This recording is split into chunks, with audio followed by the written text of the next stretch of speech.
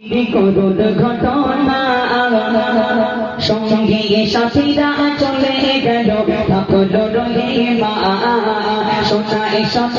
আয়ুব নবী করুণ ঘটনা সঙ্গে সাথীরা চলে গেল থাকলো রহিমা শোনায় শত আয়ুব নবী করুণ ঘটনা সঙ্গে সাথীরা চলে গেল থাকলো রহিমা সুস্থ রোগে আয়ুব নবী পৌঁছিল দেহ সুস্থ রোগে আয়ুব নবী পৌঁছিল দেহ গ্রামবাসীরা শিকার হতে তাড়িয়ে দিল গ্রামবাসীরা শিকার হতে তাড়িয়ে দিল স্বামীকে নিজে বিবি তখন যায় অন্য গ্রামে সেখান হতে তাড়িয়ে দিল চলে গেল জঙ্গলে সেখান হতে তাড়িয়ে দিল চলে গেল জঙ্গলে কত কষ্টে তারা কত কষ্টে তারা দিন কাটালো দুজন দিদানা তবু বহু তারা তারে ঘুম কবু ছাড়ে না শোনায় শত আয়ুব নবী করুণ ঘটনা সঙ্গে সাথীরা চলে গেল থাকলো রহিমা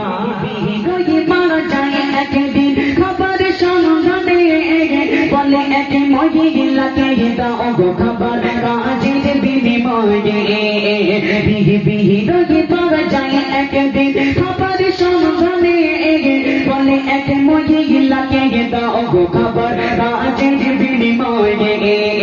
মহিলা বলে আমি তোমাকে দেব যে খাবার মহিলা বলে আমি তোমাকে দেব যে খাবার দাও গো যদি এক ছাচুর তোমার মাথা দাও গো যদি এক ছাচুর তোমার মাথা খেতে বলে বলে দিবি তখন এটা পারব না আমার স্বামী চুলো না ধরে উঠতে পারে না বাড়ি ঘরে দিবি তখন চুল কেটে গেছে দিল তার তো স্বামীর খাবার করে কিছু খাবার নিল মিহির বাড়ি ঘরে দিবি তখন চুল কেটে গেছে দিল তার তো স্বামীর খাবার করে কিছু খাবার দিল ইবলি শিখে আগে যৌবন নবীকে ধোকা দিতে লাগিল ইবলি শিখে আগে যৌবন নবীকে ধোকা দিতে লাগিল বলে তোমার বিবির চুরি করতে গিয়ে ধরা পড়িল বলে তোমার বিবির চুরি করতে গিয়ে ধরা পড়িল এই কথা শুনে কথা শুনে আইয়ুব নবীর চোখের পানি থামে না